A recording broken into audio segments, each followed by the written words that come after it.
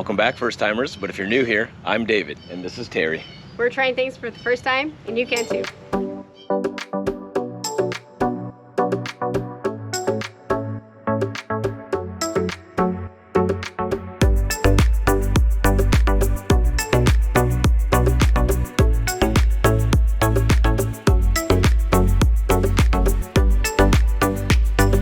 In today's episode, I don't want to spoil any surprises, but it's our maiden voyage. We had planned to get out bright and early in the morning. Just took a little bit longer going through the checklist, making sure we had everything and getting solidified before we got out on the water. So this will be our first time with this boat in the water. It'll be the first time me driving the boat and the first time Terry tanning on the Boston Whaler. We're gonna try and back this thing up and get in the water, and let's go from there. Wish us luck.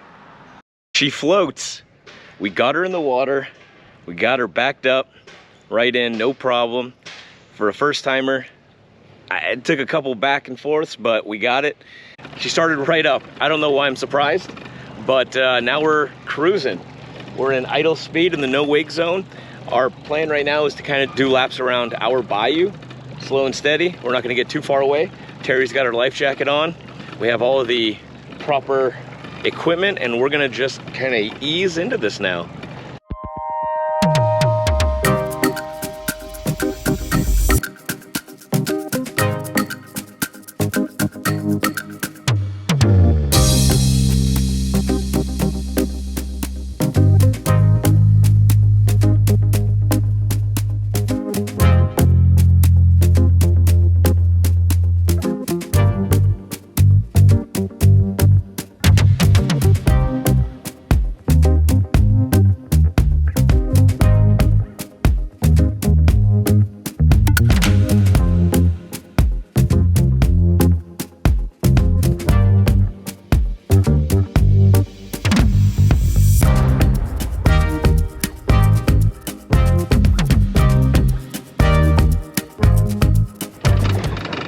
We've been at it for what, about 30 minutes? We've cruised around the bay.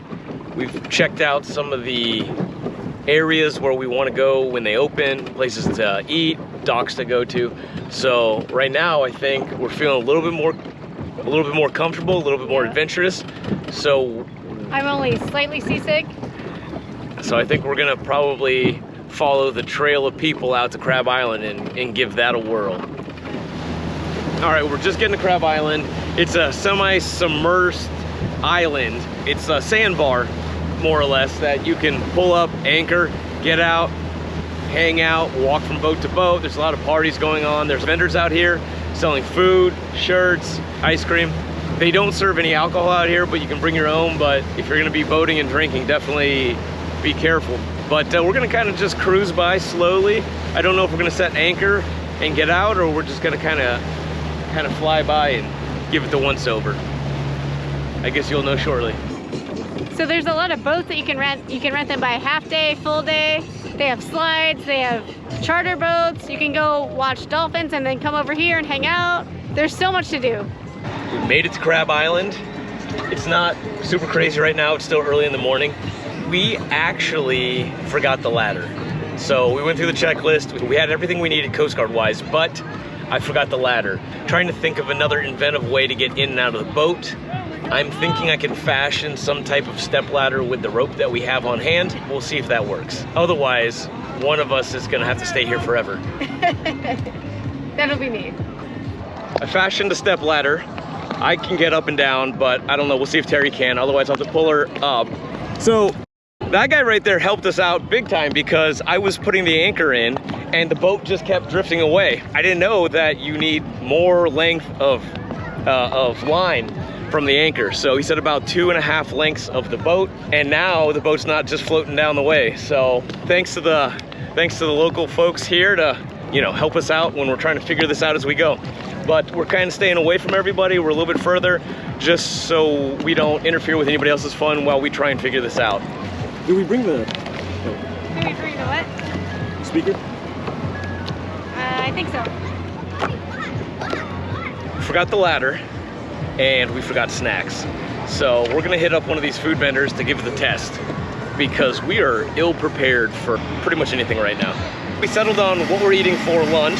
We stopped at Kluge's Ruckin Fidiculous Barbecue. It's a barbecue joint on the water, and we got pulled pork tacos, chicken tacos, a highly recommended smoked turkey leg. We're gonna get it back to the boat, crack into this, and let's see how it is. How ridiculous it is. Ridiculous it is. How ridiculous it is. We're back on the boat. The rope ladder worked, and now we're gonna crack open these tacos. So just bear in mind that you are paying a premium because it's food on the water, but from the looks of it already, it looks like they pack a lot of meat on here. It's a pretty heavy taco. You forget lunch like we did, then you're gonna have to pay a little bit extra. We're hoping it's worth the price. Let's start with the chicken. Now the pork. That pork is so good. Don't get the chicken, get the pork. All right, I'll be the judge of that. I'll start with the chicken. There's a lot going on with the taco. It's got the sour cream, the cheese, there's lettuce, the chicken, all pretty good. Comes with a sauce. We're gonna put some of that on there, give that a whirl. But let me try this pork. Oh yeah, Terry was right. That pulled pork taco, next level. It's not too sweet. Sometimes sauce is a little too overly sweet, and it even has a pineapple slaw on top. That one's a banger. I would do the pork taco all day long. No boating trip to Crab Island would be complete without turkey leg. Nice spice, good smoke flavor. I think it's gonna be even better with the barbecue sauce on top. We're gonna crush these tacos and the turkey leg. We'll see in a few minutes. Now that we've eaten, let's jump back in the water, listen to some music, and just relax until it's time to go home. Bye. Ahoy, mateys. We're back on dry land. We made it back. We survived. The docking process was way harder than anybody has ever told me it was going to be. Thankfully, we were the only boat around, and so I was able to kind of keep trying, but it's not as easy as it looks. We were gonna film it, but there was just so much stuff. It was just safer that we didn't, and we just focused on trying to get the boat out of the water. Then we had to clean this thing, wash it inside, outside, flush the motor. Again, we were gonna show that, but you know what? You guys don't want to see that, and I wasn't in the mood to film. It's the ugly side of boating. Yes. The stuff no one tells you about. Yeah. It's all fun and games until you get home. It was definitely harder to dock than I thought. The cleanup afterward was just a little bit more intensive than I thought it was going to be. You know, I was thinking, oh, maybe I'll just hose it down and be done, but no, really to do it right, you got to give it a scrub down. So we were out there for a couple hours, but the hours it took to get the boat ready and then to get the boat prepped for next time, you know, it is a pretty lengthy process.